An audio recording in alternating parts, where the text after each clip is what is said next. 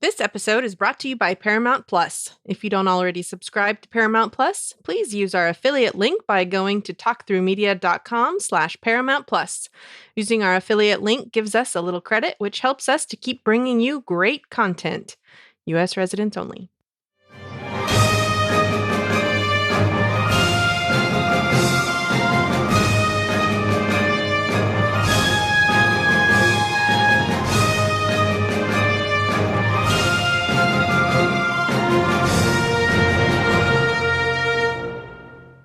Hello, and welcome to episode 10 of Star Trek Strange New Worlds Talk Through. I'm Brian. And I'm LT. And we don't have a guest host with us this time around. Originally, we were planning to have someone. I think we mentioned it at one point, so Patreon's heard it, but I removed it from the final episode for everybody else. But yeah, we were going to have a guest host here, but unfortunately, because it took us so long to record this episode, we don't have that person. But anyway, we are covering Season 1, Episode 10, the season finale of Star Trek Strange New Worlds, titled A Quality of Mercy. Before we get started, this is where we talk about our Patreon. The Patreon's going to change. I mentioned it when we recorded Lower Decks a couple of nights ago. Basically, it's been the Patreons don't take too long to get to you guys, but they're still taking too long. But the episodes for everybody else are taking way too long. And it's unacceptable, not just to you guys, but to me as well. So we're going to change how we do things, and we're going to have Patreons will get an even more unedited episode. We got to kind of get in the habit of doing this, just kind of keep letting the recording go after we're done. And everyone else will get a virtually uncensored version of the podcast. So all the editing that I've been doing in the past, I'm just not going to do it anymore. And might not sound as good as it did before, but I think the product of it will be faster episodes for everyone. I think everyone will be happy in the end. So anyway, if you want to help us out on the Patreon, it makes an enormous difference in covering costs for the network. You can go to patreon.com/Star Trek TTN. That's TTM. Almost sound like I said N. To sign up. And we would appreciate it. So first, before we get into our episode, we do have some feedback on last week's.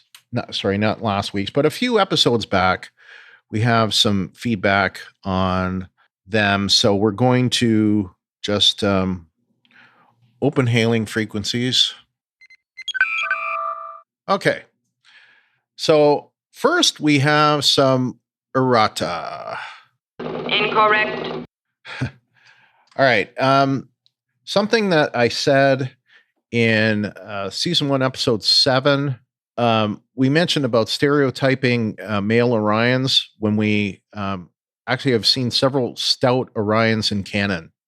One that stands out is from Discovery season 1, episode 15, Will You Take My Hand? And that was Clint Howard, if you recall. He was definitely not a muscular male Orion. And if I'm not mistaken, we also see some, like pudgy, middle-aged Orion in the cage / the menagerie.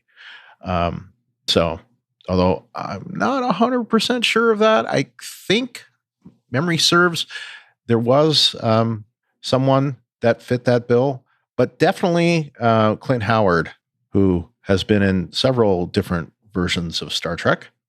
Yep.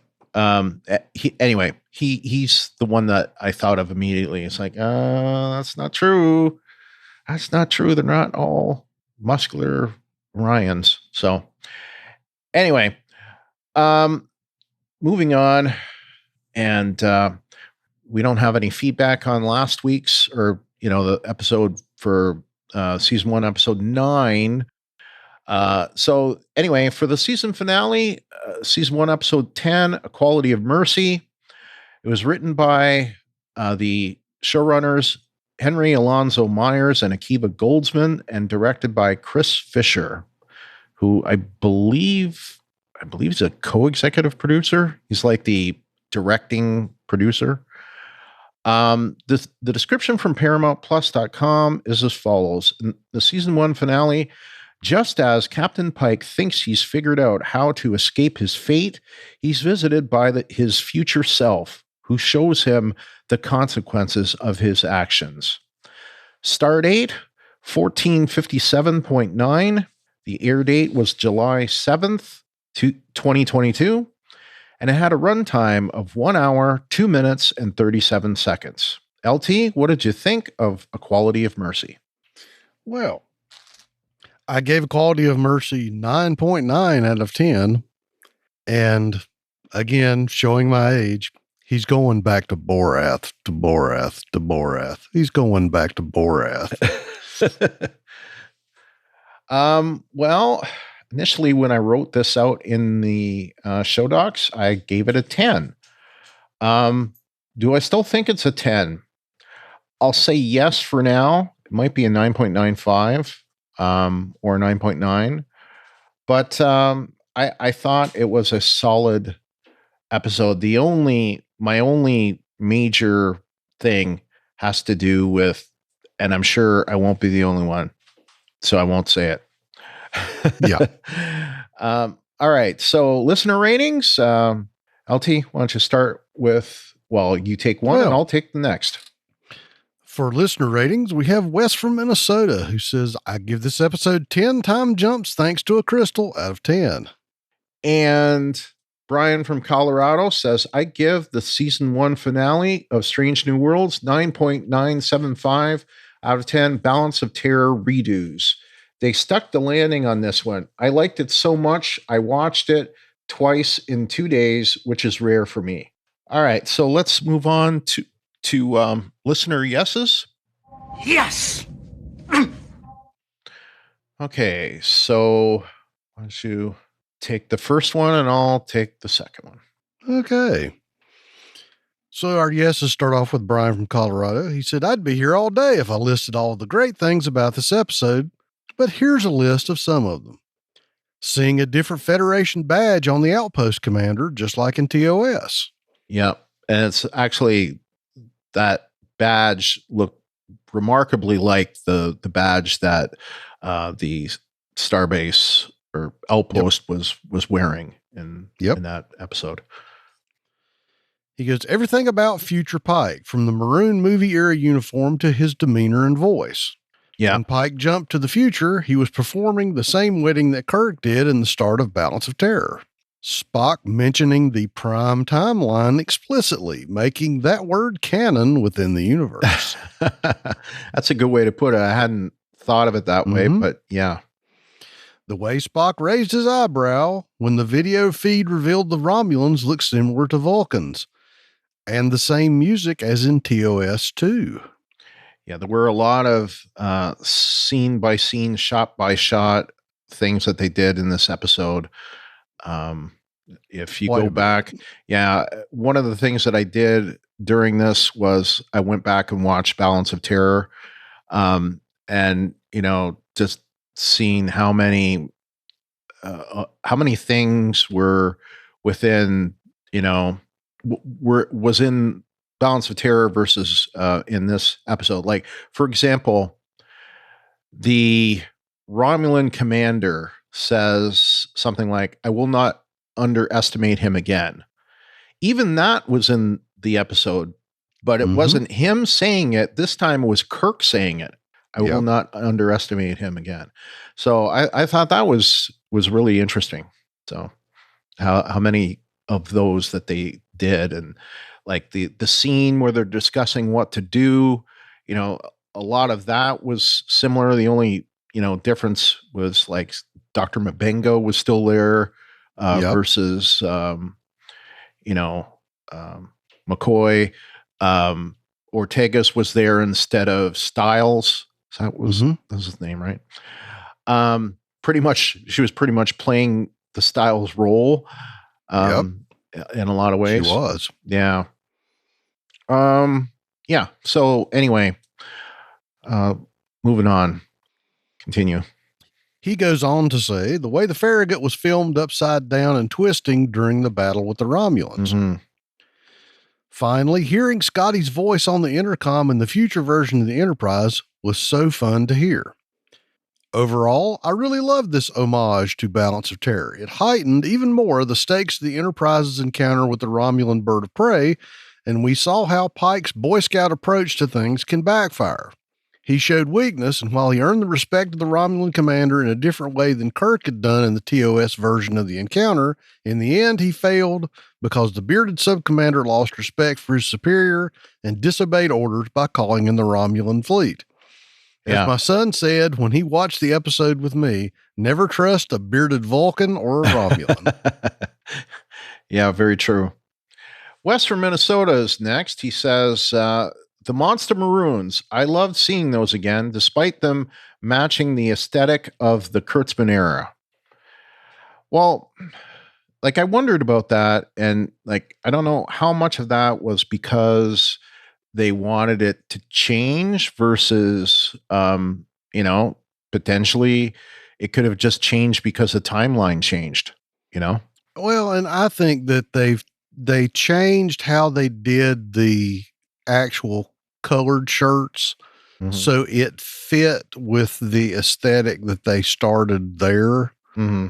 So it was still a logical continuation. It didn't deviate from what we knew was coming, but it also took into account the changes they've made for this series. Yeah. Yeah. I mean, I thought the Monster Maroon uniform he was wearing was outstanding. I mean, to me, it doesn't need to be a carbon copy. It was close enough. And, I mean, think about it. The Monster Maroon comes from 40 years ago. So, and I would make the argument, it doesn't look like it's made out of, heavy duty wool blanket either. Right. Yeah. I would agree with that. Yeah. The other one looked like it was made out of fleece or something. Yeah. Yeah. The subtle and not so subtle differences between Balance of Terror and this. I'm sorry. I'm reading your thing. Yes, you did. Oops. I love. Yeah. I love the visual effects they did with Anson Mount to make him appear and sound at least 2 decades older. Yeah, I don't know if they like changed his voice or not. It seemed to be mostly from him. I don't know. Well, we can say at least it's the way he delivered the lines. Yeah. Yeah. The whole altered Balance of Terror events was exciting. Spock found to be gravely wounded was definitely a shock, and it was that shock value that was fantastic. I agree with you, Wes. It was a shock for me as well. I didn't see it coming, and for me, it really worked. So, yep. All right, so that's it for our listener yeses. We only got 2 contributors, so let's move on to our yeses. And LT, what do you have? Well, as Wes alluded to, Anson Mount is a fine figure of a man in those Monster Maroons. And I will go ahead and say, and the Maroons are still canon. Yes, they are. Even with the update, the Maroons are still a future uniform for Starfleet. I think I would have been worse off if they'd have like pulled the TMP pajamas on him. But we get the Monster Maroons, man. So I'm all for that. One of my big yeses were the subtle and not so subtle differences between Balance of Terror and this episode. As we've said, there are a lot of shot for shot things that they deliberately did the same. Even going with that 60s band of light across Pike's eyes like they did with Kirk, there were several things that you could look at it and tell that they paid attention, and they were making a point that this was the same event, but different. So, big kudos to the crew for pulling that one off. One of my yeses that I listed was that the beepy chair is obviously an inevitable outcome for someone. And as we said, we know that if history continues as it should have, that eventually Pike's going to have his accident and Pike's going to end up in the beepy chair. Mm-hmm. In Pike's effort to fix what was going to happen, to save the cadets and save himself from the beepy chair, he basically condemned Spock to go in the beepy chair. And by doing so, ruined the chances for the inevitable reunification of Vulcan and Romulus.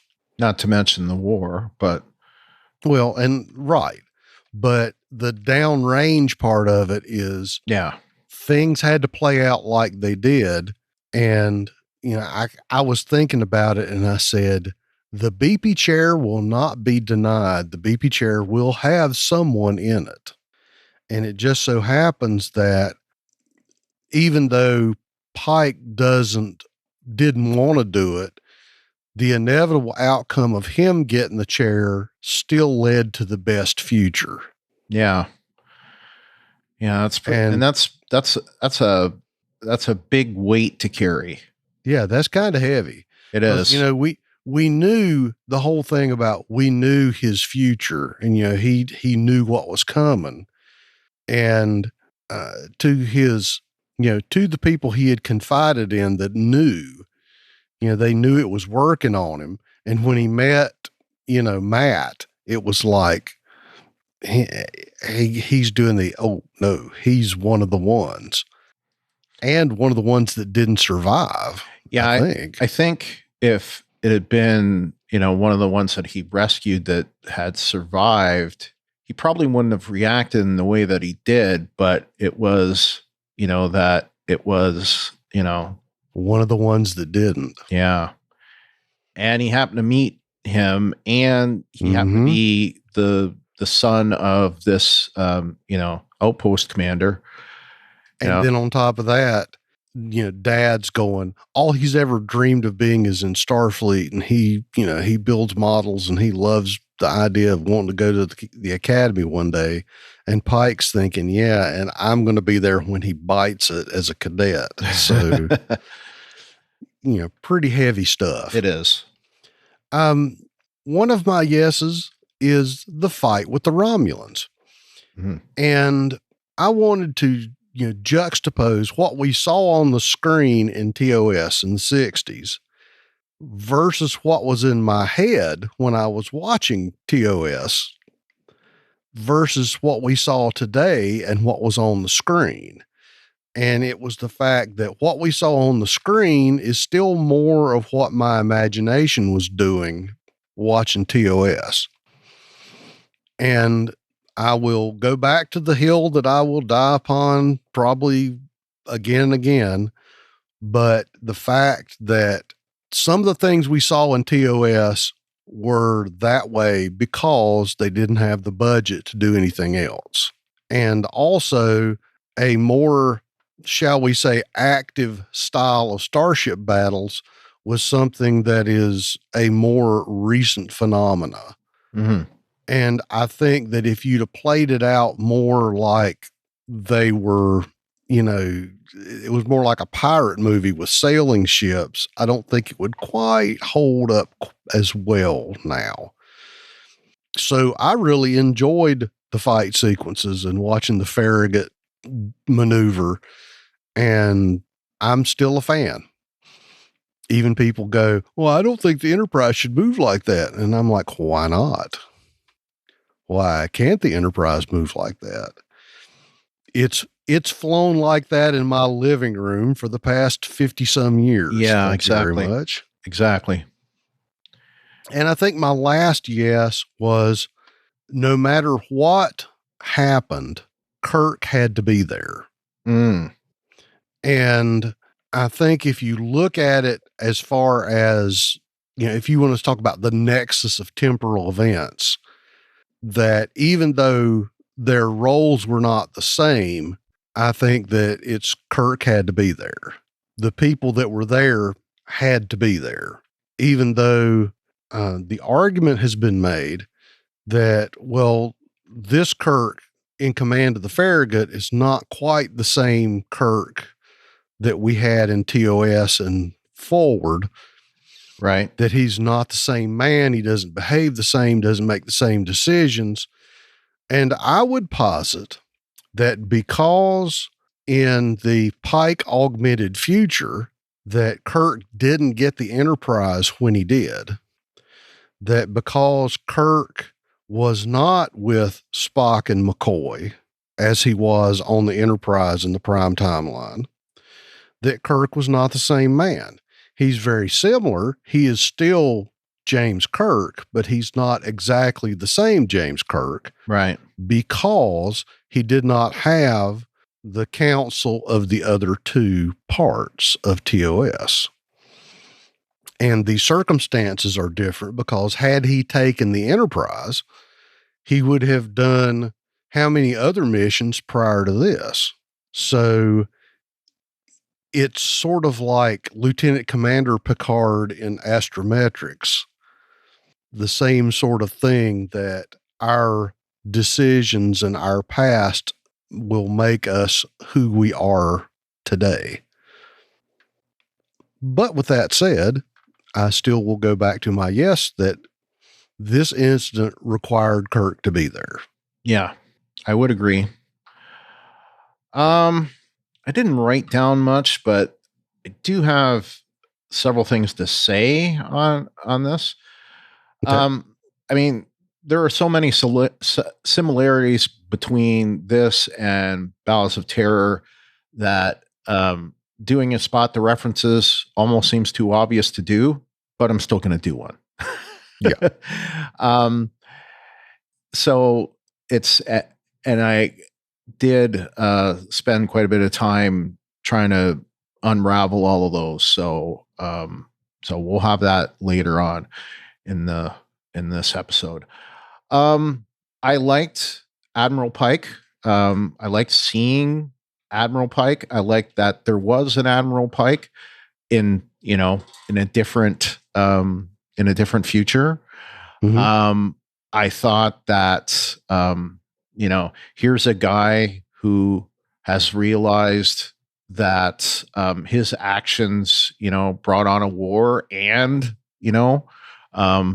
caused Spock's to end up in the same fate as his. And right. I wonder what he had to do to get the Klingons to allow him to come back there. And that's one thing that I wondered about. It's like, well, how did he time travel back there? And did he actually time travel, or was there some weird thing that happened, or what? I imagine that he did, but then again, Pike was moved 7 years in the future, so I don't know. Timey-wimey stuff, probably not worth thinking about too much. Well, and who knows? Maybe in this future, there was some Klingon monk who saw what he had done and went, as the war drug on, and we don't know the impacts across the, Federation space and Klingon space for that matter. We don't know what happened, and we don't know if one of the Klingons went, Chris, you got to fix this. Well, plus, if you recall from that episode of Discovery, I think it was something like in the Valley of Shadows or something like that. Anyway, it was like season 2, episode 12, when Pike goes to Borath and gets the time crystal and sees his future. And they tell him that this can't be changed, right? That this, if you leave here, this can't be changed. You've accepted your fate. You've accepted your fate. Now, think about this for a second. I'm thinking that it's probably not the first time that some smart person says, I'm going to try to find a way to subvert my fate, to go a different direction, to not die or what have you. And so they've probably dealt with this before, I imagine. And, there are probably contingencies or whatever in this case. The temporal continuity Klingons. Right. Right. So, but I wonder how that went. Like, it sounds to me like it went something like this. Pike, realizing, how bad things went, gets to a point and says, is there something I should have done? Knowing that he did change his fate, like, is there something that could be done to change it back? And they said, yeah. So I don't know, but Kirk, like you said, Kirk had to be there. It was interesting. Kirk was not quite the Kirk we know. Right.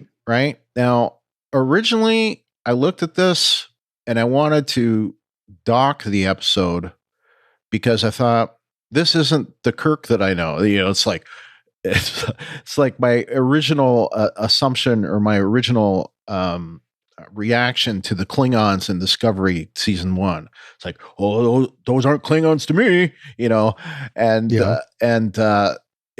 he's not Kirk to me. This is not Kirk. But I mean, what's his name? Chris Pine didn't play Kirk. No.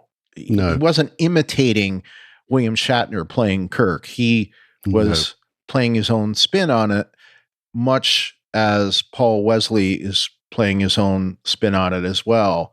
It'll be interesting to see him kind of change into the Kirk that we know, I guess. Right. And how that changes him. Like, from this, we see that he never met Spock until this moment. So he's going to meet Spock earlier in time. It sounds like it's probably going to happen in this season 2. From what I understand, it sounds like, he's going to be in the season, a fair bit. I don't think he'll probably be like a guest star or special guest star role, but not main cast. But anyway, so we knew he was coming. We didn't know he was coming this week or in the finale. So, but the fact that they picked Balance of Terror, it was great to see him in there because we see the Kirk that would still be there. Like, he's brilliant, right? I mean, look at the things he comes up with. The going parallel versus, and then the comet thing, which didn't work out, but it was still brilliant. And then getting all the salvage, not the salvage, but the mining equipment that can be, remotely controlled, bringing them in, as to make it look like Federation's got, more firepower than they actually do. I thought all of that was great. and like you, he had to be there. And I just like to see this alternative Kirk. You know, we don't know. From what we know, Kirk was he was basically a bookworm, right?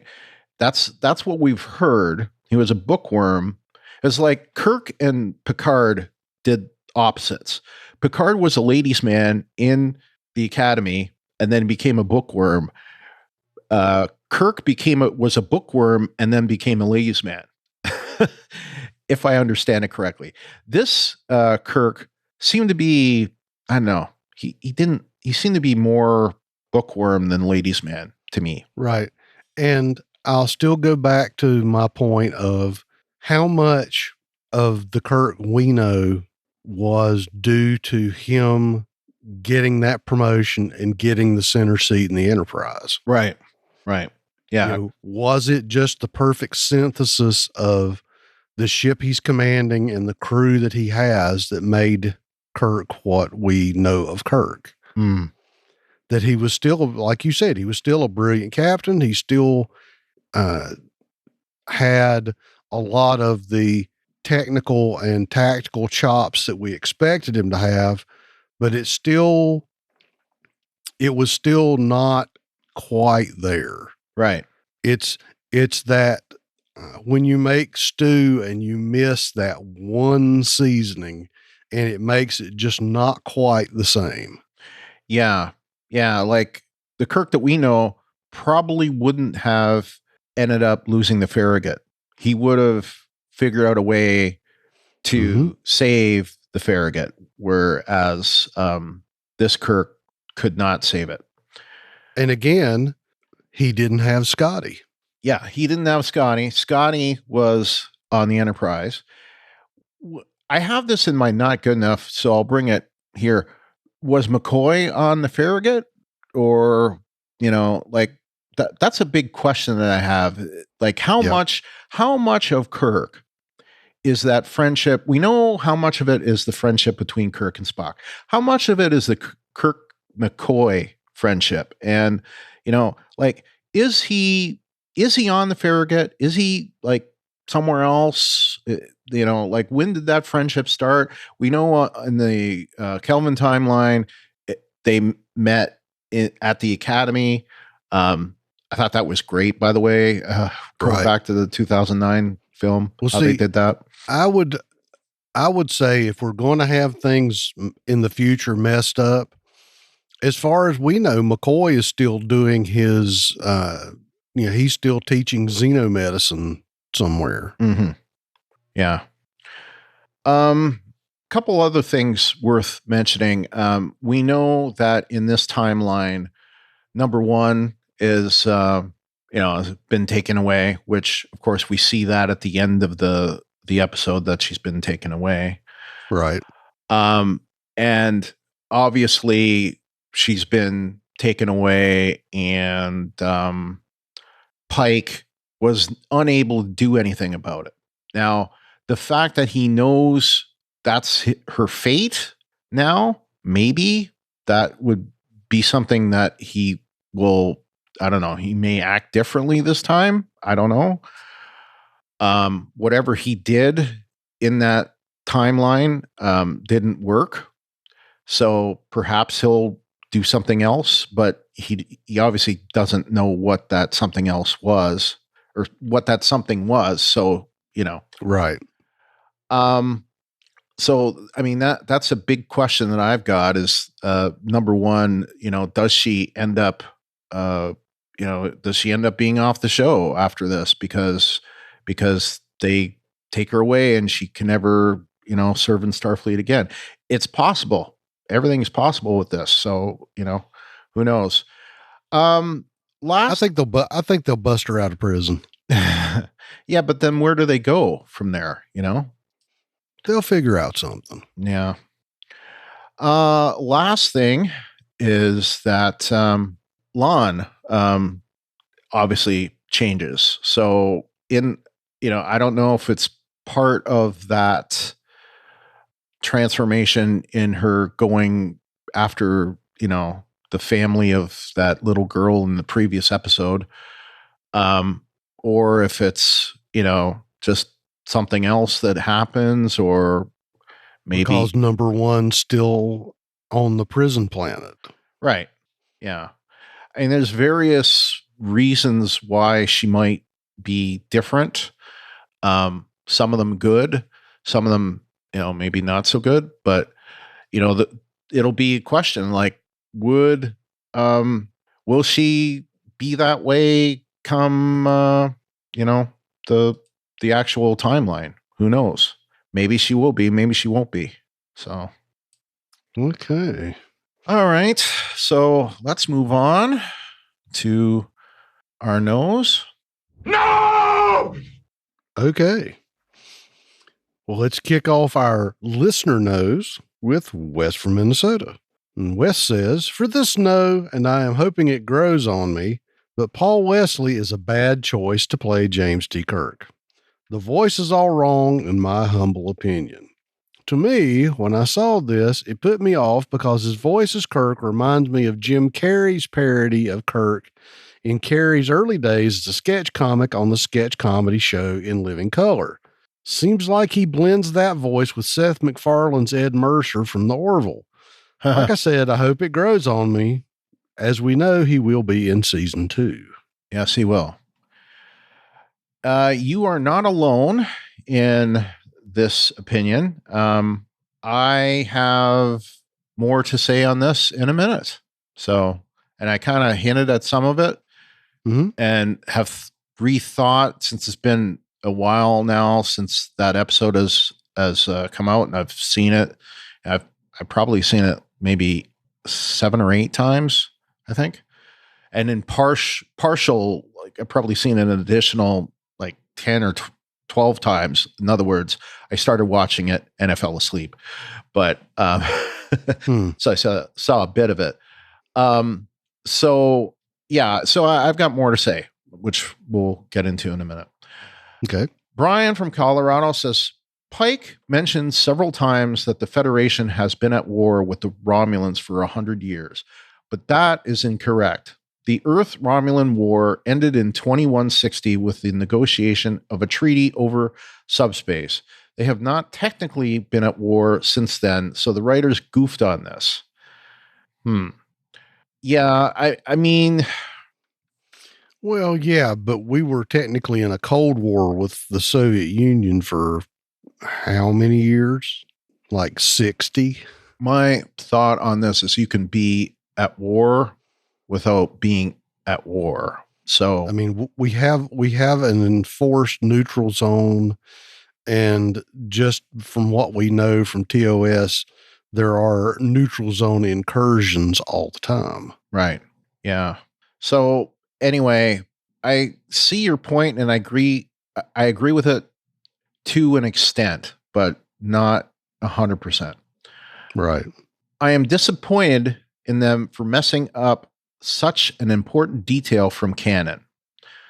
The concept of the Federation, quote unquote, armada as automated cargo ships was a pretty weak plot point. I have no doubt the Romulans would see right through that ruse and would already know a lot about Federation ships from espionage. I think that's a valid point. Yeah. The scene in sickbay when Pike is looking for Spock kept cutting to what looked like a selfie stick view of Pike's face while walking around. I didn't like that. I also didn't like that this episode returned to the fantastical Klingon time crystal idea from Discovery. It really has no place on a science-based show like Star Trek. I assumed the reason this aged Pike from the future knows about Spock's potential to affect galactic politics with the Romulans is due to time crystals too, but it wasn't explained. I don't have a problem with the time crystals because it's canon, and it's already been established that it's canon. And once something's been established as canon, you can't just remove it as canon. So that's my take on it. And we can always go find some other nits to pick like the giant hand of Apollo. Yeah. There are some things that even in a science-based show, to take a nugget of wisdom from one of my favorite science fiction authors. And wasn't it Heinlein who said, technology sufficiently far in the future appears to be magic? So who knows? Yeah. Who knows? Yeah. Was it? I more object to the time crystals on the point of it sort of being a plot deus ex machina that you could just whip it out and go, aha, but time crystals. Now, if you use them carefully, you can, that's a point for gentlemanly discussion at another time. I actually think that you got that wrong. Yeah. It's, that came out of Arthur C. Clarke, and three adages that are known as Clarke's three laws. So his original laws say, when a distinguished but elderly scientist states that something is possible, he is almost certainly right. When he states that something is impossible, he is very probably wrong. The second one is, the only way of discovering the limits of the possible is to venture a little way past them into the impossible. And then the last one is, any sufficiently advanced technology is indistinguishable from magic. So, and that was also brought up, I think, in Discovery, where they said, what was it? Any sufficiently advanced, I think it was any sufficiently advanced species is indistinguishable from a god, I think. Sounds about right. Something like that. Anyway, so yes. So I would agree to a certain extent, but to me, it's like, well, Pike's already been exposed to the time crystals. If it had been somebody else, like if it had been, say, Spock coming back with time crystals, then, I kind of would not like that too much. But this is Pike. And he has history. Yeah. So I think you have to have it there. I think it was some other time travel mechanism. I don't think would work. You'd kind of wonder, you'd be asking the same question. You'd be like, well, why didn't he use a time crystal? Right. So, all right. What about you, LT? What do you have for no?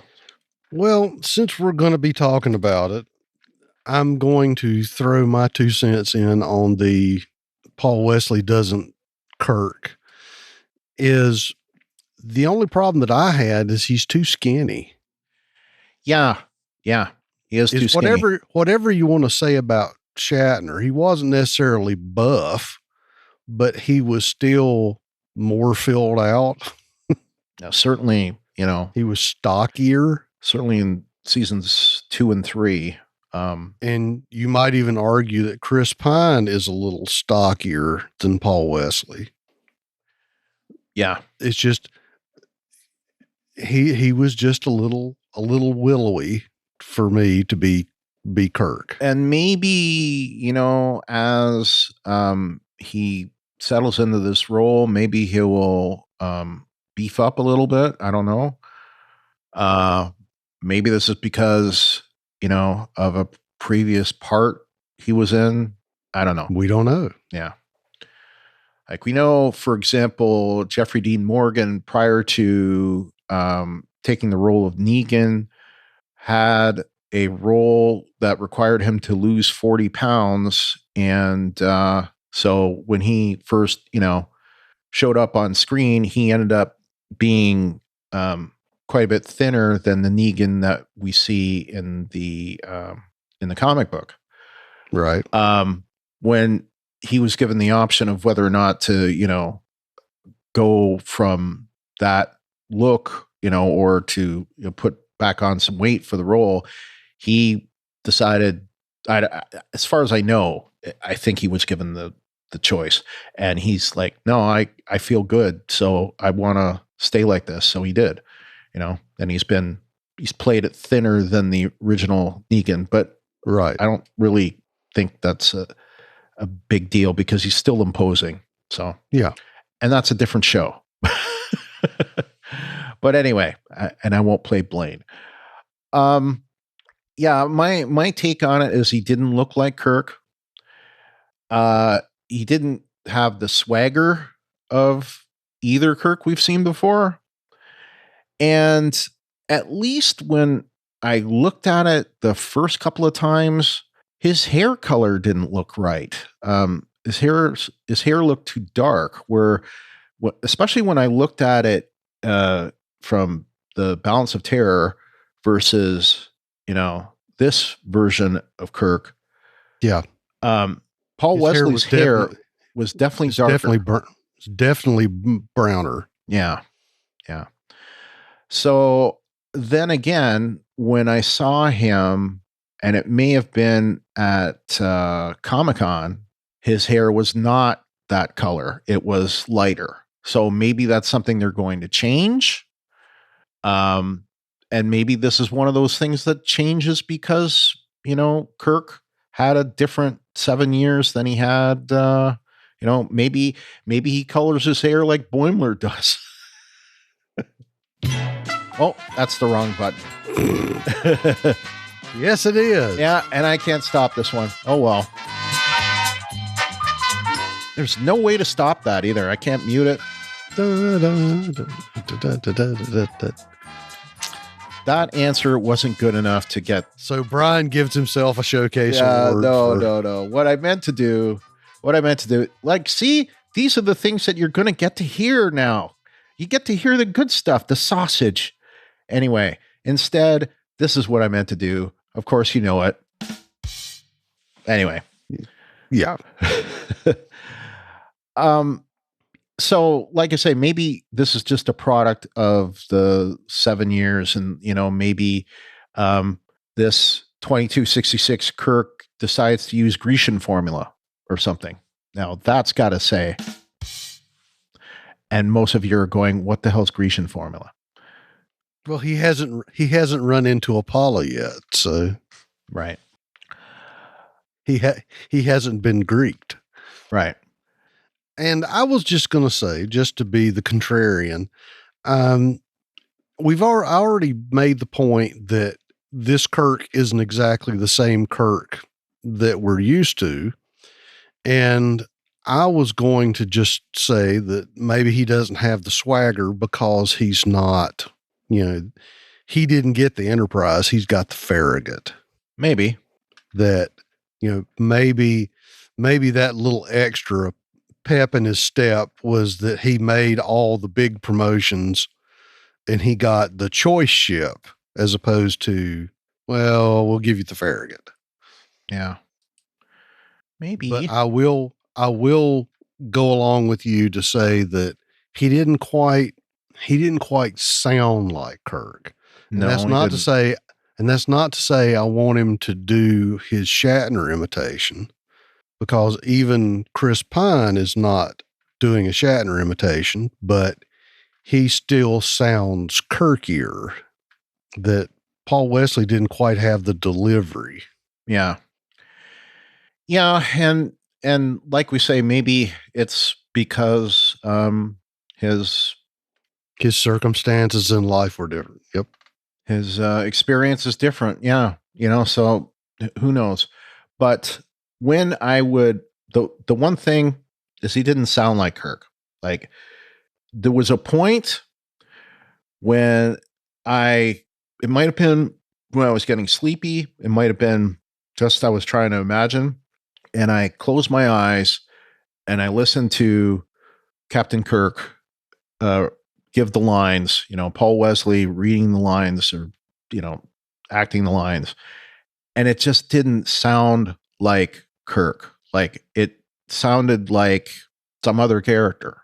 Now, he is some other character, essentially, because he's not the Kirk that we know. But it's still, it just, I don't know. I'm hoping that maybe he picks up some of that, I guess it's the swagger, it's the attitude that was missing. At least some of it was missing. Right. So the last thing, and this is kind of a funny thing to say, is I miss the bird helmets. The Romulans in that first episode, we see all the like Centurions and all that are wearing these hawk like helmets. And I always liked that. And, later on, and I know you remember this, LT, there was Hawkman on Buck Rogers, right? Mm-hmm. Yeah. And he had something similar on his head. And anyway, I always liked that. I don't know why.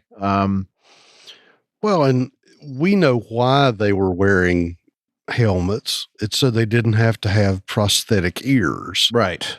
But to me, it added to the mystique, the martial nature of the Romulan forces, that they had these funky, pointy visor helmets. Yeah. And, maybe the fact that it wasn't, they weren't there, maybe they did that because it doesn't fit into the Discovery / Strange New Worlds visual dynamic. I don't know. But, right. And two, they probably have a bigger ear budget now. Yeah. Yeah. Well, certainly, we didn't see any bearded Romulans in this in Balance of Terror. So right. We've seen them since. And we know that the ridgy forehead Romulans are a recent addition. Yeah.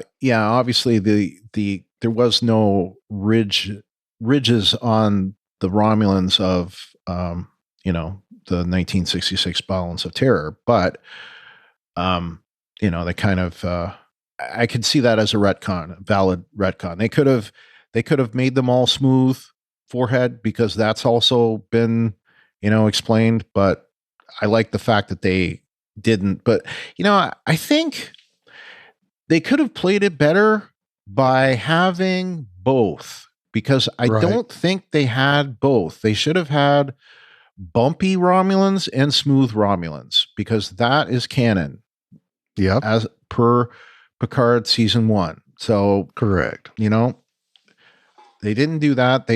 I believe all the Romulans that we saw had some kind of bump, maybe not as bumpy as Romulans say we saw on Next Gen. Yeah. But they still were, not smooth. So right. Yeah. Well, and two, come on. Next Gen had the big disco shoulder pad Romulans. Yeah. Yes, they did. All right. Well, anyway, don't need to beat a dead horse at this point. Let's move on to our not good enough section. Not good enough, damn it. Not good enough. Brian from Colorado's first up. And why don't you read that one? Okay. Brian says, we saw Uhura and heard Scotty on the Future Enterprise, but where were McCoy and Sulu? Maybe McCoy was on the Farragut with Kirk because he's Kirk's friend, but I would think Sulu would be on the Enterprise by this point. Yeah. I was wondering the same thing about McCoy. Sulu I didn't think of, but he was on the Enterprise by this point, and it definitely maybe he's still in astrometrics, like in the cage. Right. Yeah. Possibly. Yep. Was it cage, or was it where no man has gone before? I want to say that back. Yeah. I take that back. It was where no man. Yeah. Okay. So Brian goes on to say, although I think this new Kirk was all right, he felt more like a fan cosplaying similar to Vic Mignogna on Star Trek Continues. Although Mignogna did a much, much better job. I hope this is a one-off for the alternative version of Kirk played by Paul Wesley, but I fear the showrunners will bring him back. Well, he's definitely going to be back. We know that. He not only was he, featured, and we see lots of press releases about him. He was at Comic-Con, so he's going to be back. I thought it was kind of funny that you mentioned Vic Mignogna, because I thought his, controversies aside at this point with him, I thought he was a great Kirk. Yeah, I thought he did a spot on job of playing the role, and he was playing it more like Shatner. Maybe not like exactly like, but pretty close. Right. So Vic had the swagger. Yeah. So I think he's going to be back, and we will see, how much of it is going to be him, like just kind of picking up that. Yeah, we'll see. Because I think we pretty much all agree that he wasn't the Kirk that we were expecting, I guess you could say. But should he be? That's a question. Should he be? I don't think he should be. I think, and like I said, I'll go to the mat on this one, that if when you whip the time crystal out from your desk and we go into season 2 of Strange New Worlds and you can call me down on it when he doesn't do it, I'm willing to say that he's going to be different next time we see him being Kirk. Yeah. I think he's going to be Kirkier. Well, he's either going to be Kirkier or he's going to be 7 years before he should be that level of Kirkiness. Yes. So we're going to start seeing the things that turn him into the Kirk that we know. I mean, we may, because he should still be what? Lieutenant Commander Kirk?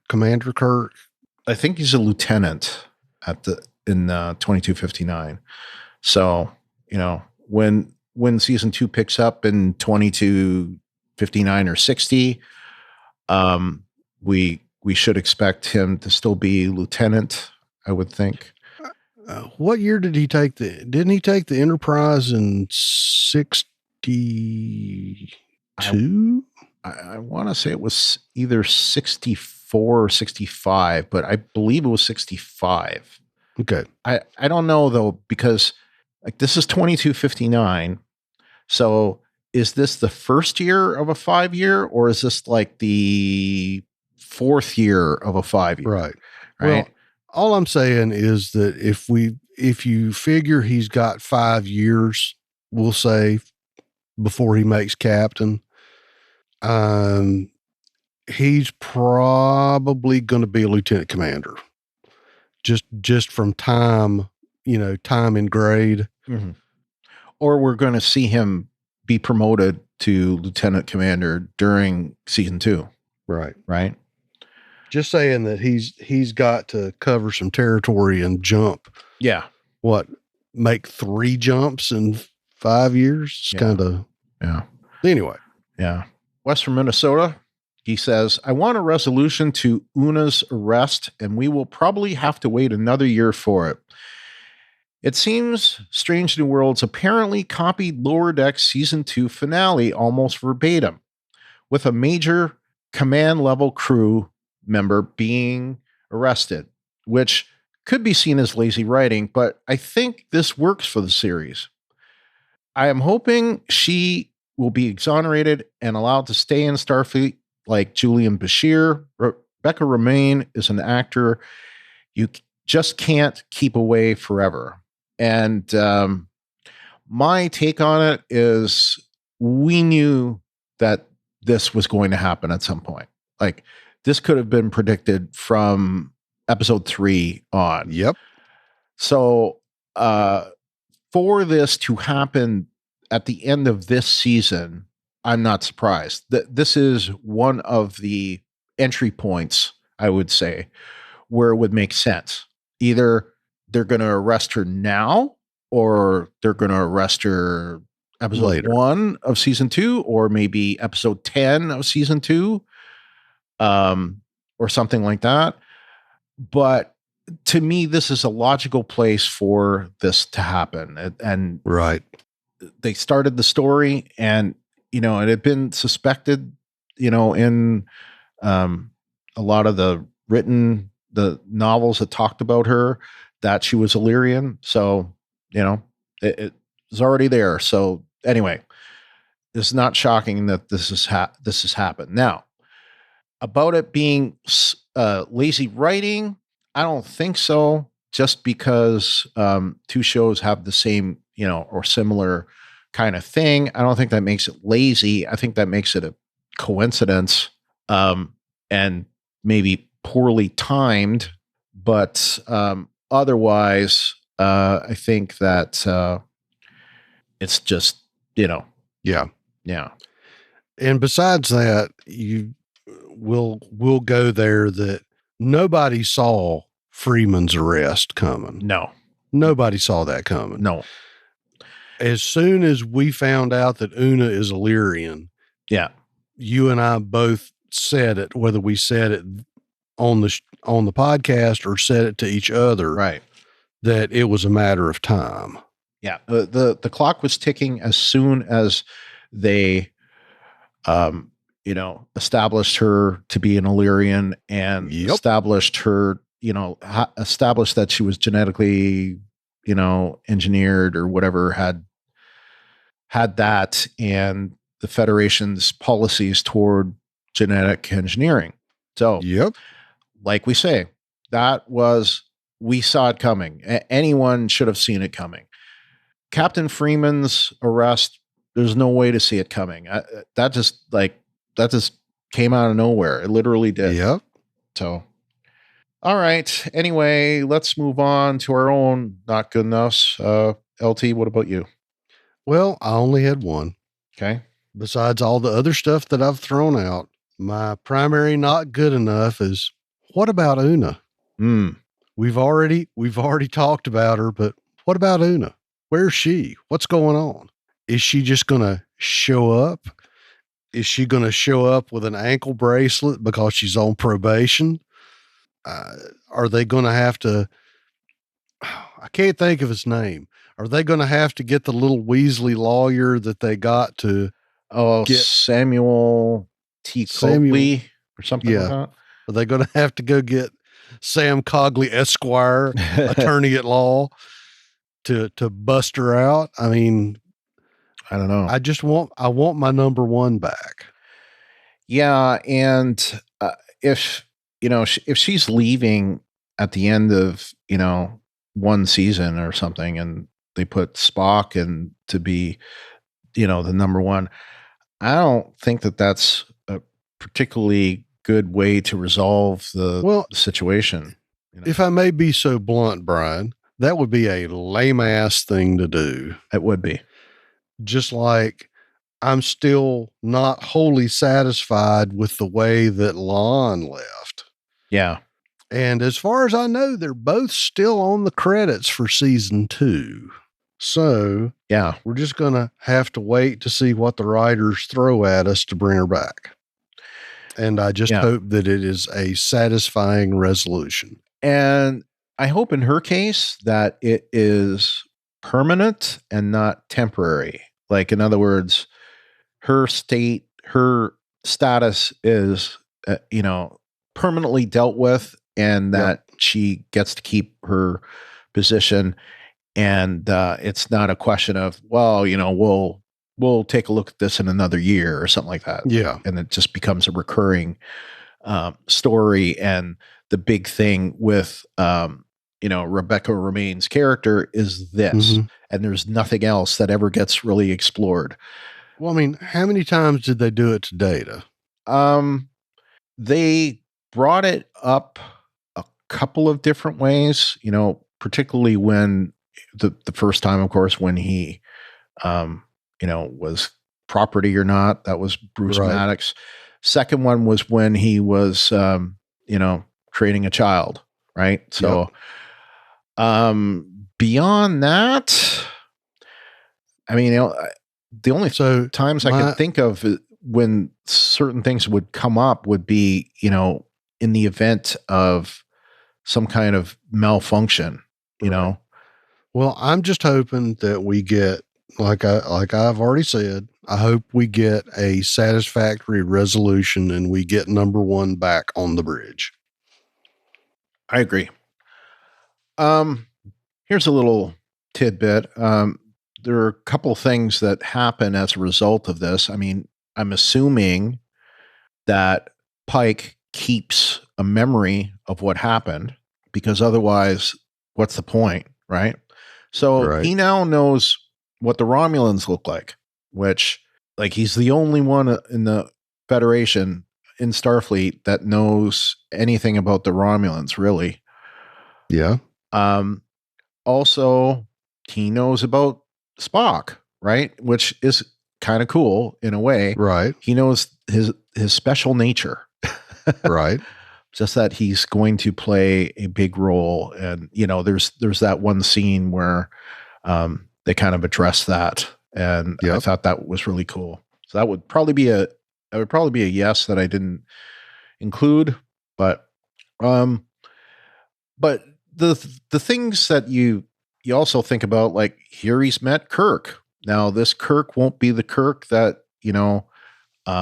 that he meets later. And supposedly, and I've heard this kind of like, this could be one of those canon twisty, stretchy things where, it was originally said that, I think Kirk said that, he only met Pike when command was transferred over to him for the Enterprise, I think. Right. But supposedly I'd have to go back to watch the Menagerie to see exactly how he said it. Because, if he didn't say that specifically, then you can't really use that. But basically, he's met Kirk. I'm guessing from that, he has ascertained that Kirk is the right person to take over the Enterprise from him. Right. Right. And I'm guessing that if he has any, way around it, he's probably going to try to groom him for that role. I hate that. That has a whole other meaning these days. Yeah. You know what I mean? But the thing about it is that, does he meet him? Doesn't he meet him? And does this change anything in canon or not? I don't know. Maybe it does. Maybe it doesn't. And I guess that's where not good enough, gets mentioned here, because we don't know. So we have to kind of tread lightly here. Well, and just before it escapes me, okay, so Pike may be the only person that knows what the Romulans look like, but he's already gotten in trouble for sharing something that he knew that he wasn't supposed to say. Yeah. So maybe he got an email from the Klingons on Borath that were like, Chris, you can't talk about this. Yeah. Yeah. Don't you talk about that. Yes. It's like, you have an incoming message. It's from monks at borath.com.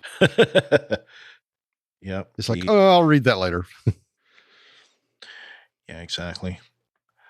The other thing is, we mentioned it already, but where was McCoy? So was McCoy on the Farragut as well? We know he's not on the Enterprise. We don't get to see him in that ready room. So, we don't know.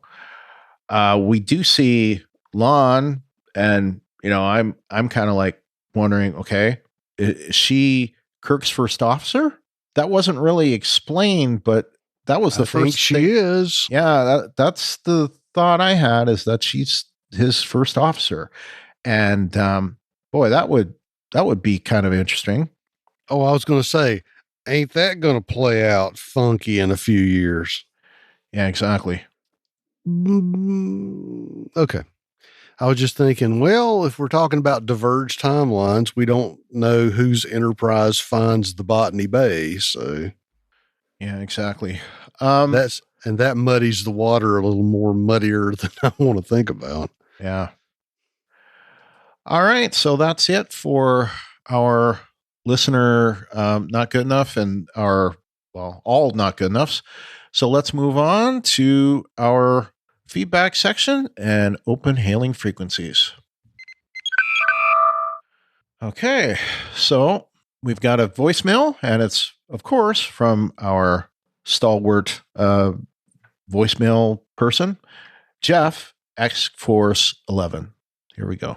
Hello, Star Trek fans. It's Jeff X Force 11 leaving my feedback about Strange New Worlds, A Quality of Mercy. And I must say, this season has been amazing. I think it is the best first season that I can remember in a long time because I think they have learned that they need to be different and choose a path that Star Trek hasn't gone on in a while. And I like the mixture of the pure episodic nature of the show with it little bits of character arcs carrying on and how that informs the rest of the arcs. And I think that really played out in this episode, getting Pike to see what would happen if he tries to change his future and the differences that it makes. And we see the difference that it makes in his crew, but also in Kirk. And I am just really impressed on the balance that they did in this episode of playing things out and the what ifs. And I'm just very impressed. I'm looking forward to next season.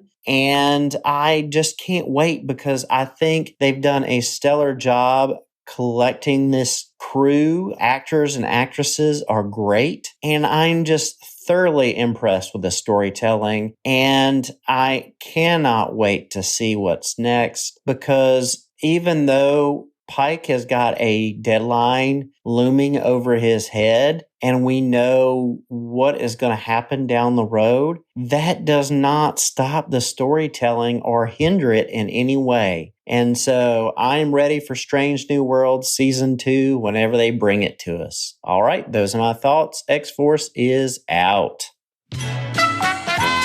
Well, thank you so much, Jeff, X Force 11, for your voicemail yet again. And I'm going to agree with you 100%. I think this is the best first season ever of Trek. In fact, I would go further and I'd say that this is probably the best season of Trek we've ever had. I cannot think of a better season all the way around. Every episode was a 9 or greater. In fact, a 9.25 or greater. And all but one were a 9.5 or greater. So, I mean, what else can be said? What about you? And I will agree. And I said it was not just that, but the best season of Trek ever. So, and I'm willing to die on that hill as well. Now, whether or not it's the best Star Trek show, I think it's too early to tell at this point. Right. But it's certainly, it's got its. For 10 episodes for the first season of any show that I can recall, it is pound for pound the best first season ever. And when you say that, you mean not just Trek, but any show. Well, no, I mean Trek. I'm not willing to go. Okay. I don't know if I can go that far, but okay. Because if you want to start arguing next gen, I will say Code of Honor. You and I have talked at length about the first season of Disco. As much as we like the show, the first season had some issues. Yes. And there are parts of Discovery season 1 that I absolutely loved. Oh yeah. But I felt like it started pretty bumpy and it ended pretty bumpy. But the stuff in between, particularly when they went to the Mirror Universe, I thought was outstanding. So there you go. Yeah. All right. So next we've got some more feedback from Wes from Minnesota. Why don't you read that, LT? Wes from Minnesota says, I got to see this episode about a week and a half early thanks to my wonderful early access from Paramount. I have to say, prior to watching this, if you avoided spoilers about this episode, you probably would have a great time watching this. If you had seen some spoilers ahead of time, your enjoyment would have soured. This is by far one of the best season finales of the Kurtzman era. I wonder why specifically he says that and what spoilers was he thinking? The fact that, if you knew that they were going to touch on Balance of Terror or that Kirk was going to be there, like that's, I'm not sure what spoilers he is talking about, but I imagine that. I don't know. I mean, I had some hints and inklings. I mean, I tried really, really hard to stay away from spoilers, but I don't know of anything that would have really put me off this episode. Yeah. I mean, this is not, I should have said this in my yeses, because this is not an episode that I expected them to go, right? I did not expect them to do this kind of like, well, it's almost like a, Ebenezer Scrooge kind of thing. Yeah. I did not expect them to do anything like this on this show. So for them to take a classic Kirk episode in TOS, revisit it, but do it from the vantage point of 6 years or 7 years into the future, or 7 years into the past, and have Pike, move forward. And what would things be like if he was captaining the ship at the time that the Romulan? I never would have thought of that. So to me, that's brilliant. It's a brilliant idea. And I thought it was well executed in almost every way. Yep. And then the only thing that I'm questioning right now is Paul Wesley. I mean, yeah. And that's kind of incredible, I guess. And also it's like, well, here's a guy, I don't really know him very well, but I know that he was like lead on the Vampire Diaries, right? For like however many seasons. So he's obviously got the chops, and I don't think that they would have chosen him if they didn't think that he could do it, Right. So, I mean, this is a plum role. So, I don't think we're going to get a repeat of Genevieve Bujold being Captain Janeway of the Voyager. Right. Well, and look at it like this. If the two of us complaining about Paul Wesley's build, his hair color, and the way he delivers lines is the only thing we have to knock on this episode, we're being true to form. Yeah. It's that, 0.5 deduction that we're making a mountain out of. Yeah. And we're nitpicking, and I'll say it that way, if it was going to be a 9.9, and it probably is a 9.9, I guess, instead of a 10, but it would be nitpicking, Brian, that would bring this kind of shit up.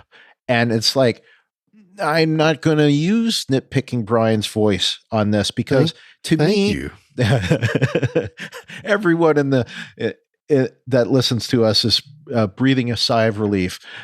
And the sounds of millions of voices throughout the cosmos rejoiced. Anyway, because to me, this is something that is going to right itself over time. Yep. I think of Next Gen.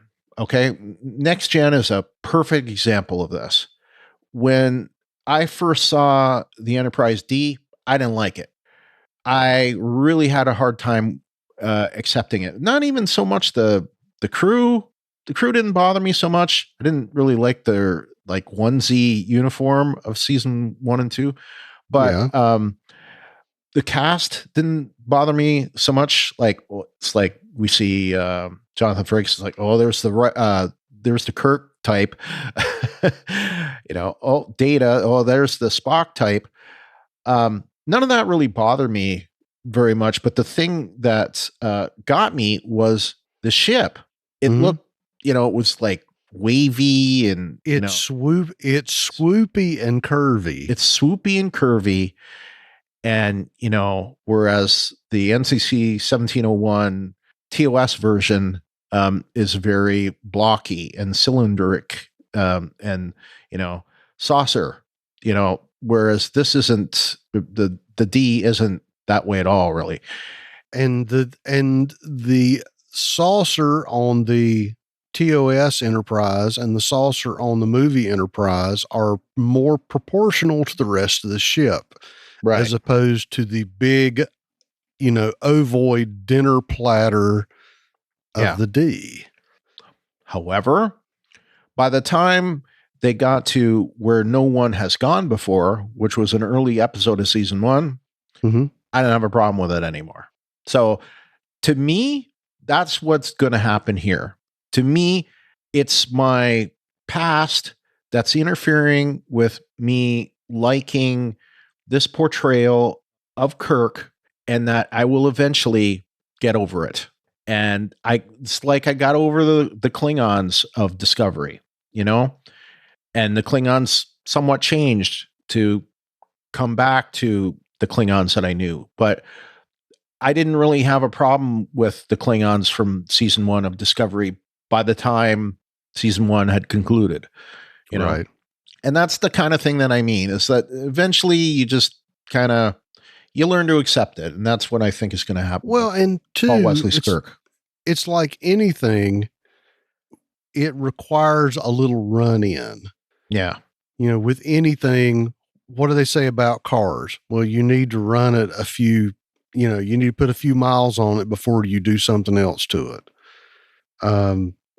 You need to put a few more rounds through it to smooth out things. Yeah. So I'm willing to give him a chance. I think that he's got the potential to do it. It's just right now, this is what I'm finding objectionable, even if we're making what sounds like a big objection out of something overall that's not so big. It's not, no. It's like I say, it's such a small thing, and we're only exposing it because it's like, well, this is the one thing. Yep. And I just don't think it's going to matter. Come, I think you're right. Halfway through season 2, we won't care. Nope. Yeah. All right. We got our last bit of feedback from Brian from Colorado. He says, overall, I'm really loving Strange New Worlds. It's one of the best incarnations of Star Trek we've had in a long time. The show's format has returned to the formula that worked so well for Berman-era Trek, with self-contained episodes that carry certain longer-term character and plot arcs forward. The quality of writing, acting, and production value are top-notch, and I greatly appreciate the positive tone in this series. It's filling in backstories for some characters like Number 1, Chapel, Pike, and Uhura, while introducing us to other great characters too. The setup for season 2 seems to shake up the casting quite a bit, with Hemmer dead, Una detained, Lon off doing something else, and Uhura debating whether to stay, but we know she will. I can't wait to find out when Strange New Worlds returns. That's an exclamation point, which I don't think I exclamated enough. But yeah, I mean, I agree with you pretty much, Brian. No disagreements there. It's funny, we finally get to this point where we mention Hemmer. He did die in that last episode. and he's missing from this, and we don't know. Um, we hear Scotty in 2266. We don't know when he becomes chief engineer. It could be in season 2, right? It could be somewhat, later. Who knows? We don't know. And it could be some other chief engineer. I think that wouldn't be a bad choice for it to be some other chief engineer. Mm-hmm. But we'll see. I don't think it matters too much. And I tend to think that Lon will be back episode 1 of season 2, or episode 2 at most. If I had to bet, if I was a betting man, I'm thinking they're going to bring her back, and the episode is going to be them recovering her. Maybe they're gonna link that together to where we find out what she's been doing, and we get to have some story arc that allows the Enterprise to bring her back. Yeah, perhaps. That would be, for me, that would be neat and tidy. And like there's this whole thing with her, that she's an ancestor of Khan, and how much of maybe they negate the Illyrian stuff by finding that some other officers have genetic engineering that have gone back several generations or something, or maybe they find out that who knows, we don't know what genetic engineering she got. Maybe she got nothing. Maybe and then that would be guilty by association. Well, and maybe there's an Illyrian that's further up the chains that was able to keep their yapper shut. Right. We don't know. Right. But yeah, so maybe Una and Lon's fate kind of mix up together. I don't know. I'm not really speculating. I'm just kind of conjecturing. But I would expect both of those characters to be on the show full time next season. Yep. That's just my take. All right, so let's move on to other notes. Do you have any other notes? I do not, sir. Okay, and I don't either. So let's move on to a section that I do have a lot on. It's the Spot the References section, and I did come up with a lot of these, but a lot of them I have to give credit to the What Did I Miss YouTube channel, WDIM. So thank you to What Did I Miss for filling these out a little bit. A Quality of Mercy is taken from a line in The Merchant of Venice. It was also the title of an episode of The Twilight Zone that starred Leonard Nimoy, and was also an episode of Babylon 5. Interesting. Yes, it was. Yeah. Other examples of time travel, I guess, would be The City on the Edge of Forever, Yesterday's Enterprise, and the film Star Trek First Contact. So, I mean, and certainly there are others than that, of course. Referring back to the very first episode, of course, Captain Battelle. Pike is making breakfast again for Battelle, just like he did in that first episode. And just like she did in that first episode, she took one bite and left. So, the commander of Outpost 4 is Hansen al-Salah. In Balance of Terror, he was just referred to as Commander Hansen. But the cool part about that is they retained his, Hansen part of his name. I thought that was cool. Matt al-Salah is one of the cadets that will die in the accident that results in his injuries, which he sees as his death. There was, I went back and looked at, I think, episode 1, and it called him Al-Salah, but I don't think it called him Mott. So I'd have to go back and look again, but I think he had a different first name. Well, I would say in the grand tradition of the military service, you rarely call people by their first names. Right. Pike is a rear admiral, apparently, based on those that brooch or whatever on his whatever you call that. That is the same rank as Kirk had in Star Trek II, The Wrath of Khan. Mm-hmm. And of course, the uniform is similar to the Monster Maroons from the movies. We've said that again. Mm-hmm. Pike has the time crystal, and I don't know if I said it right, but the Enterprise or the Discovery episode was season 2, episode 12, Through the Valley of Shadows. I said something like that. I may have said In the Valley of Shadows. He is thrown into the events shown in its TOS season 1, episode 14, Balance of Terror, with a wedding between Lieutenant Tomlinson, that's the groom, and crewman Martine. He says something similar to the words said by Kirk. The ceremony ends with the Romulans attacking the outpost. Now, one thing I noticed is in this version, Martine is the one that dies, but in Kirk's version, it's Tomlinson. So, yeah. Lieutenant Uhura wears the earrings and uniform of Uhura from, the Balance of Terror, the 2266 version of Uhura, but not the hairstyle. So maybe being around Pike, she doesn't, go for that, fancy. She didn't get the beehive. She didn't get the beehive.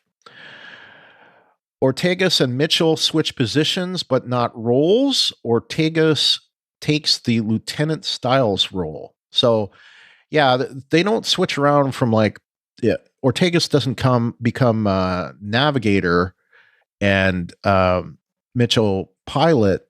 They're still, Ortegas is pilot and Mitchell is navigator, but they switch around where they're sitting for whatever reason we don't know. The only reason that I can see is because Styles sat in that same spot. Yep. Right. Kirk took over the captain during a battle on the Farragut. So that's been established already. Right. Chapo wore a Farragut pin in season 1, episode 4, Memento Mori. So, maybe they know each other already. I don't know. The layout of the bridge of the Romulan ship is similar to the Romulan ship seen on Star Trek Enterprise. Not so much the original series, but Star Trek Enterprise. Right. We get the eyebrow close-up from Spock, much like we did in the original series. Mm-hmm. M'Benga, not McCoy in the meeting, but he takes the same stance that McCoy did, that they should not attack the Romulan ship.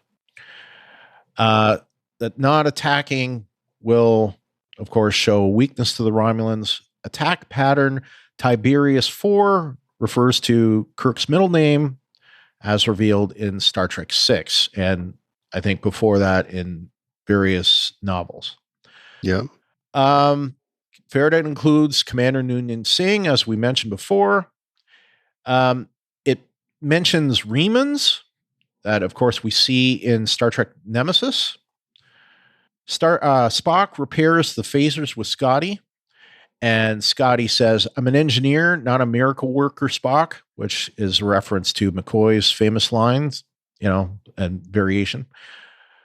Before the ship is destroyed, the Romulan commander gives a speech almost identical to the one given in Balance of Terror, but with a different meaning. Yes, it was almost line for line, but just completely different in the way that it hit, I guess. Yeah. Spock's fate directly references Spock's efforts in TNG's Unification and Unification 2 that eventually led to a united Romulan Vulcan world of Navarre, as seen in Discovery Season 3, Episode 7, Unification 3. Now, also, I don't have it in my notes, but it's probably worth saying that they also, have Spock giving up his life, at least so they think, with the red matter in the 2009 Star Trek, trying to save Romulus. So I think eventually over time, they, although they didn't appreciate him too much at the time, or at least the, what's his name? Nero didn't, Right. at least the Romulans as people did appreciate, what he tried to do, I guess. Yep. They certainly didn't at the time of Picard, season 1 of Picard, but later on, I guess they did. Pike and Kirk get to talk, which is interesting because Kirk says that they had only met once when Pike turned over the Enterprise to Kirk in TOS, season 1, episode 11 and 12, The Menagerie. Previous to the USS Farragut, Starfleet Academy, and USS Republic. He was witness to the massacre on Tarsus 4, and that was in season 1, episode 13, The Conscience of the King, when Pike is looking up the service record of Kirk. All of that is displayed on screen. So, right. And it also mentions on screen hyperpower circuits, which were featured in Dagger of the Mind. So that's it for that. Okay, so let's move on. That's it for our lengthy spot the references section this episode. Let's move on to our, just 1 minute, please. Not seeing this one. Okay. Well, I'll just play it from the phone, I guess. It was in the folder. All right. So let's move on to our shipwide announcements. All right. So now we've got a whole bunch of stuff from Wes this week. First, we're going to start out with his shipwide announcements. Hi, everyone. I'm Wes Hinton, one of the 2 co-hosts of the Twin Cities Trekkies podcast, and this is your shipwide announcements for this week. For the last Ready Room for a while, Will Wheaton went on a set tour of the Star Trek Strange New Worlds sets for Season 2. He went there during production of that season. In addition, he went down to a new set that will be completed for Season 2, called the Port Galley. And on that set, Will Wheaton had interviewed both Ethan Peck and showrunner Henry Alonso Myers to tease about what will come up in Season 2. There was also a featurette on the making of the season finale of Strange New Worlds, A Quality of Mercy, as well as the set tour of that particular set that will be seen in Season 2. There was finally a sneak peek at Season 3 of Lower Decks coming soon. Here's what's making news this week in the Star Trek universe for all you Talk Through Media Star Trek podcast listeners. We have sadly lost another member of the Star Trek family. Today is Greg Idson. His death was reported by John Kasser, who worked with him on 24 and now is co-executive producer of The Orville with Seth MacFarlane. Idson was 74.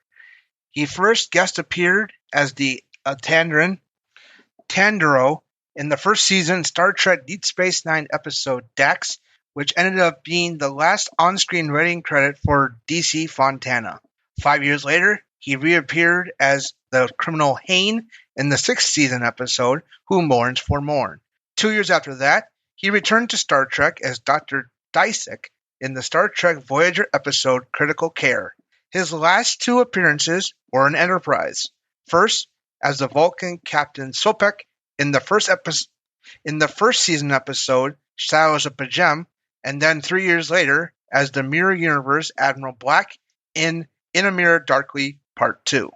His best-known role was that of then Vice President, later President Charles Logan in 24. His career spanned 5 decades, appearing in such shows as Charlie's Angels and Fame, which was also produced by Star Trek Deep Space Nine executive producer Ira Stephen Bear.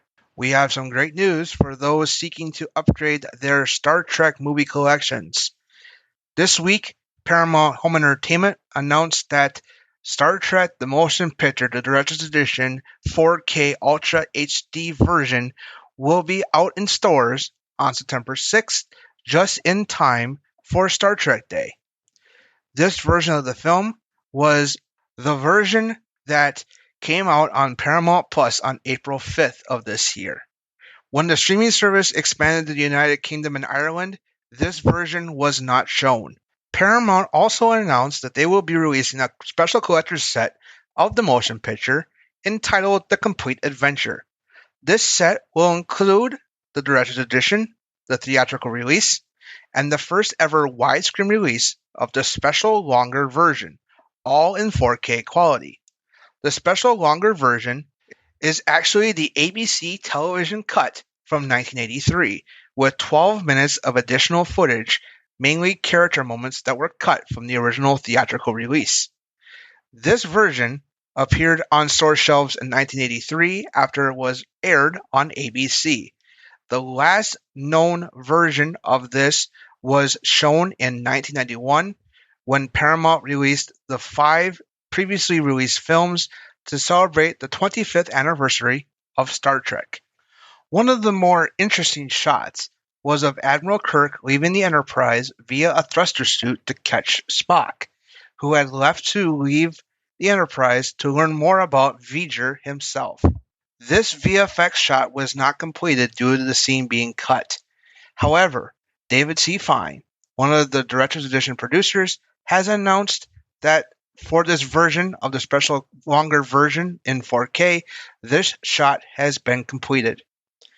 This VFX shot is notorious for being incomplete, as it showed William Shatner as Kirk flying out of the Enterprise airlock with the studio rafters in the background.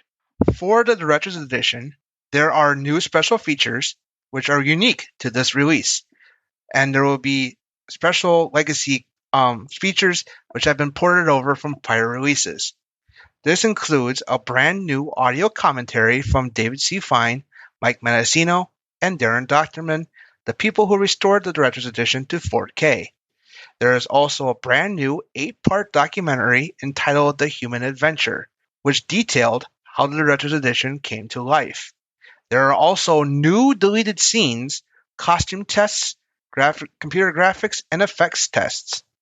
In addition to the motion picture being released, there will also be an upgrade to the original motion picture collection, which was originally released in 2009 to celebrate the release of the first Kelvin Timeline film, to 4K Ultra Blu-ray on the same day. The Wrath of Khan will be presented in its 4K Ultra HD glory for both the theatrical and director's cuts. The same will hold true for Star Trek VI, The Undiscovered Country, which had a director's cut released when the film was released to home video in 1992 and was further cut in 2004 for a special collector's edition DVD release, and has sadly not been a part of any home video release in the United States since, even on streaming such as Paramount Plus.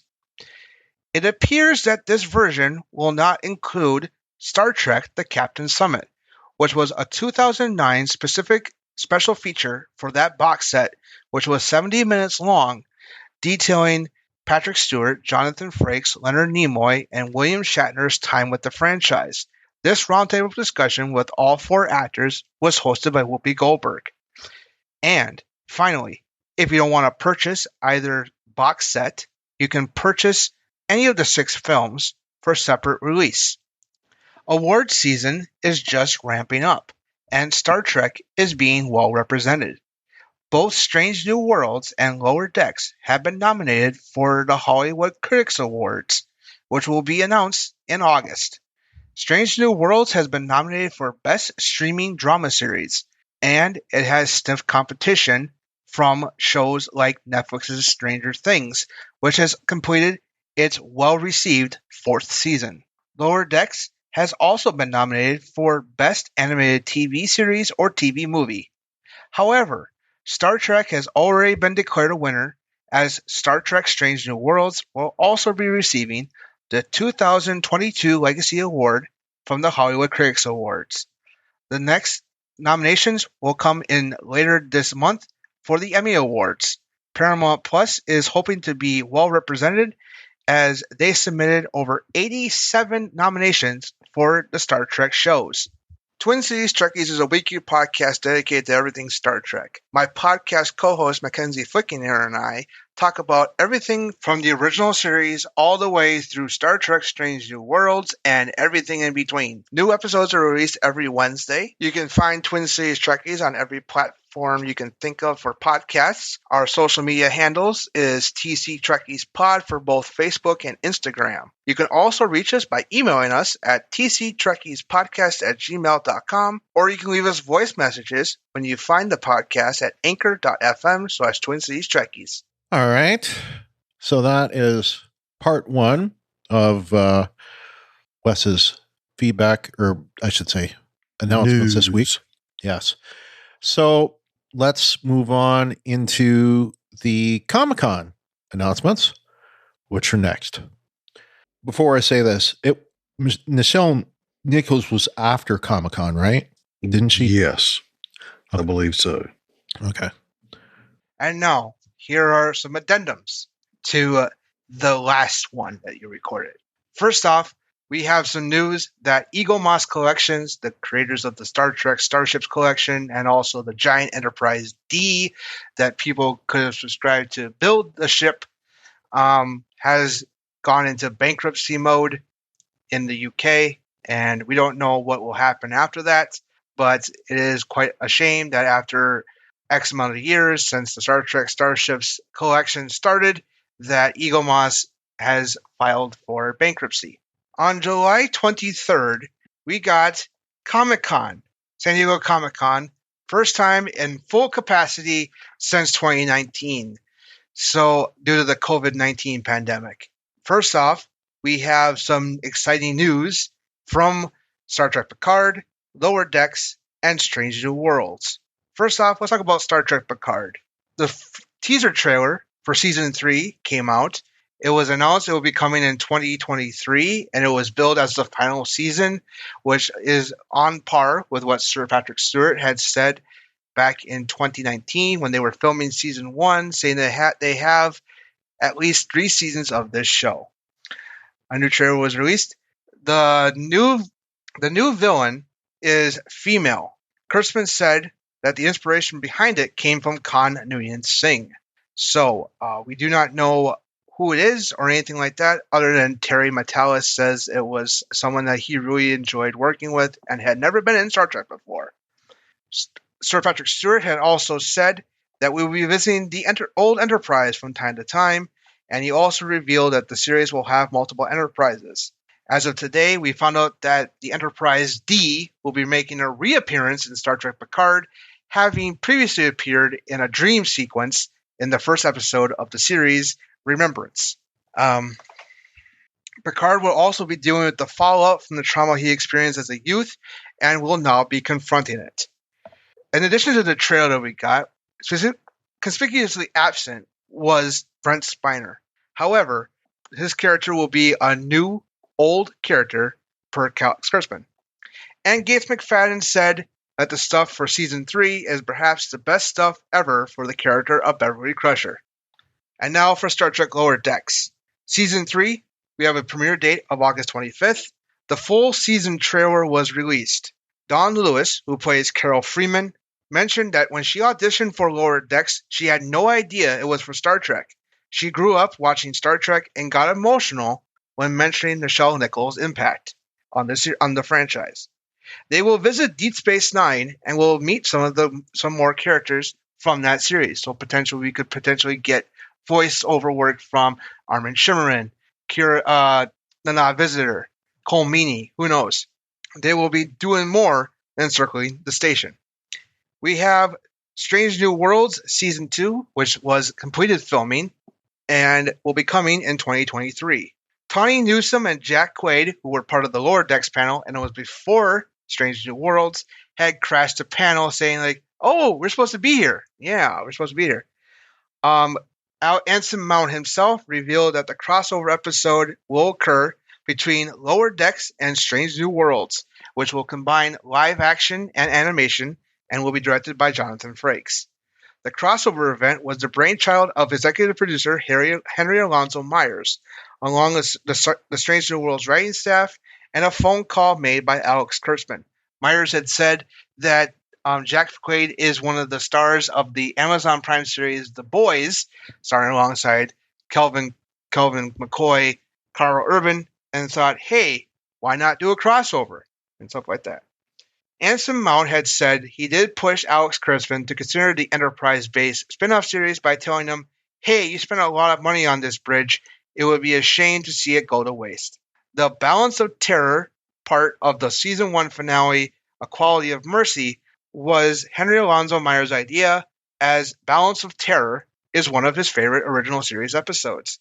Paul Wesley, who they celebrated on the stage as it was his birthday that day, he was also there, and he said that his Kirk in season 2 is different than the alternate Kirk that we saw in the season 1 finale. And lining up with canon, the Kirk that we see is a lieutenant aboard the starship Farragut. If you thought episode 8 was out there are a couple of episodes that even topped that in season 2, and that was from Noonien-Singh actress Christina Chong.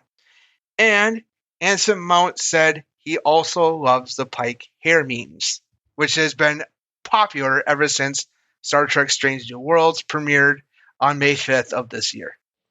Okay. Now we have one final segment. Here we go. And I want to close out this episode on a very sad note. Back on July 30th, we lost Star Trek Original Series actress Nichelle Nichols. She played Lieutenant Uhura for 25 years, from the original series first filmed episode in 1966 for the Copromite Maneuver, all the way to Star Trek VI, The Undiscovered Country, in 1991. She also had voiced Uhura for the 2 Star Trek video games, Star Trek 25th Anniversary and Star Trek Judgment Rights, both published by Interplay in the early to mid-1990s. She also was an accomplished singer as well. However, outside of Star Trek, she was best known to NASA to recruit minorities and women into the space program. One such example can be seen in Dr. Mae Jemison, who guest starred in the Star Trek Next Generation episode Second Chances. Mae Jemison always cites Uhura and Nichelle Nichols for persuading her to join NASA. When Nichols' character of Uhura appeared on television screens for the first time, it broke television ground with her role during the height of the civil rights movement of the 1960s.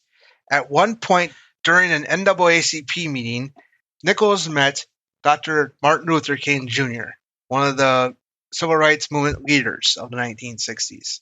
She told him that she was planning to leave Star Trek after its first season in 1967. King emphatically told her no, as it was the one show his family were watching that portrayed African Americans in a positive light. Nichols then later informed Roddenberry of the positive acclaim King held for his series, and the rest is history. And we also lost Star Trek guest actor Paul Sorvino at the age of 83 after battling multiple health issues. Sorvino played Nikolai Rozhenko, the foster brother of Worf, in the 7th season Star Trek The Next Generation episode Homeward. Sorvino was best known for playing Mafia Don Paulie Cicero in Goodfellas, which is considered by many to be one of the best films ever made, particularly of the gangster genre. Sorvino also played NYPD Sergeant Philip Serrata in seasons 2 and 3 of the original Law & Order television series. Other notable credits include Dick Tracy, The Rocketeer, Henry Kissinger in Nixon, and Hey Arnold, the movie. We also lost Star Trek director Tony Dow. Dow directed the 7th season Star Trek Deep Space Nine episode Shield of Fire. He got the directing gig as a favor to Bill Mumy, who had guest starred in an earlier 7th season episode, The Siege of AR-558. Dow's best-known credit was that of Wally Cleaver in Leave It to Beater and the new Leave It to Beater. Both series are set 20 years apart. And finally, due to cancer, David Warner passed away at the age of 80 on the 24th of July. He had been semi-retired at this point. Warner had played 3 iconic roles in Star Trek. He originally played the Federation ambassador to Nimbus 3, St. John Talbot, in 1989's Star Trek V, The Final Frontier. 2 years later, he returned to Star Trek as Klingon Chancellor Gorkon in Star Trek VI, The Undiscovered Country. He also reprised that role for the 1999 game Star Trek Klingon Academy. In 1992, he returned to Star Trek as the Cardassian Gul Madred in the 6th season Star Trek The Next Generation episode two-parter Chain of Command. Warner had a prolific career spanning multiple decades. He had iconic roles such as Jack the Ripper in the 1979 film Time After Time, which also starred Star Trek Generations actor Malcolm McDowell and was directed by the Wrath of Khan and Undiscovered Country director Nicholas Meyer. He also had other roles such as Keith Jennings in 1976's The Omen and Ed Dillinger in 1982's Tron. In his later years, he also played Professor Jordan Perry in 1991's Teenage Mutant Ninja Turtles 2, The Secret of the Ooze, Spicer Lovejoy in Titanic, Admiral Jeffrey Tolwyn in the 1999 adaptation of the video game Wing Commander, and Senator Sandar in the 2001 Tim Burton remake of The Planet of the Apes. His last known film role is that of Admiral Boom in the 2018 film Mary Poppins Returns. All right. Well, thank you so much, Wes, for all of this news and addendum and also the obituary notices. Yep. And of course, you know, we all are going to miss Nichelle Nichols. I met her once at a convention, and she's a very pretty lady and very nice lady. Everyone always says that, but it's true. One thing I wanted to mention was the Eagle Moss thing, and I'm kind of sad about that. What about you? Yeah, I'm not really happy about it either. I'm sure that there will still be plenty of Eagle Moss ships on eBay. Yeah. But whenever you've had somebody that has been producing models like that, and they were at the forefront of giving us ships when not many people were giving us ships, they definitely, gave us discovery vessels when nobody else was thinking that they should. And they produce a lot of fan related material, not just Star Trek ships. And they also, have done several books as well, particularly for Star Trek. Yep. And of course, there's books within each model that has come out. I have quite a few of them. I shouldn't say quite a few. I have a few. I'd have more if I could fit them around, but I am sad about it. But the thing that I know, and at least there's a consolation there, is that, it wasn't Star Trek that brought this down on Eagle Moss. In fact, the Star Trek line of products was, in fact, one of their most profitable. From what I understand, it was some of the other lines of things that they produced that weren't so profitable. Right. And so at least, we can have some solace in the fact that it wasn't like a Star Trek thing. This is an unfortunate thing that the company, couldn't be, couldn't survive, but they had more down in the pipeline. Ben Robinson, who, used to work there, and I believe he used to work with the with Larry Nemechek, I think. Mm-hmm. Anyway, he worked at Eagle Moss, and he's been showing pictures of various models on his Twitter. And the one that I saw today was the USS Armstrong, and it was one of the ships from season 3 of Discovery, and Right. it's cool. It definitely looked like a Constitution class ship 900 years in the future. So, Right. if you go back and look at that, and you look at his post on it, the couple of pictures that I saw, that's what it reminded me of. It looked like, you take the not TNG, you take the movie Enterprise, and you just forward it 900 years, and it would look like the Armstrong did, I thought. Anyway, so anyway, I'm sad about that. The other two things I was going to mention real quickly was in them talking about Picard. There was nothing about Brent Spiner. Like, no, he wasn't in the teaser, and there wasn't any details about him except that he will be playing a new old character. Now, what does that mean exactly? What does a new old character mean? Another Noonien. Probably, We'll just have to wait and see. an upgraded before. Maybe it's B5. Anyway, so I am curious about that. The last thing is the crossover. That's going to be interesting because from what I understand, it's going to be just those two characters from Lower Decks, and they are going to appear on TOS, and they're going to be in live action. And it sounds like at least some of the characters from Strange New Worlds are going to appear in animated form as part of this episode. Like the way that Anson Mount made it sound is that, there's going to be a version of him probably with a very coiffed haircut. And so this episode, it's going to be interesting. I mean, it could end up being a total flop, or it could be one of the best moments of Star Trek ever. It's true. Or something in between. So it could be Riker in the kitchen all over again. Yeah, let's hope not. I think it'll be better than that, because that was I don't know what they were thinking when they came up with that idea. All right, so that's it as far as the news. Again, Wes, thank you for bringing all that together. I know it was a lot.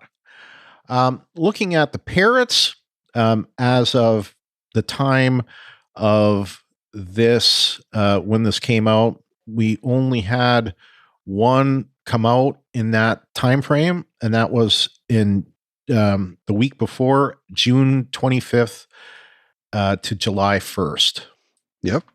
All right. As far as Parrot Analytics, we've got the last 3 weeks before Star Trek Strange New Worlds falls off the whole thing. So June 25th to July 1st, Strange New Worlds was in number 6 spot with 33 times the demand of an average show.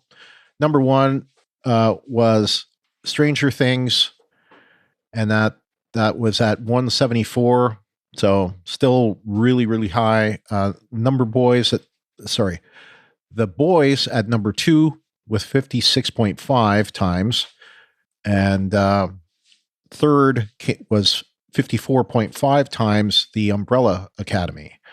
Then you got Mandalorian and Obi-Wan, and then Star Trek at number 6. So then there's no chart for the week that Star Trek Strange New Worlds goes off the air, but there is a breakout article, and it says, in this article, we look at the top breakout shows of the past week, Breakout shows are the most in-demand series that have premiered in the past 100 days. Star Trek Strange New Worlds ended on a high note on July 7th.